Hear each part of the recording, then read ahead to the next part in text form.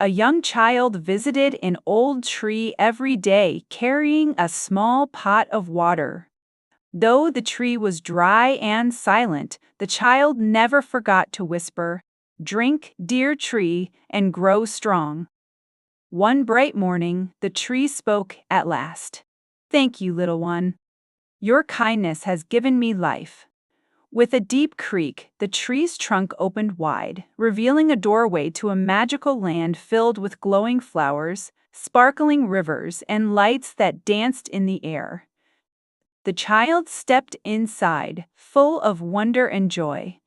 From that day forward, the child understood that even the smallest kindness can grow into the greatest happiness.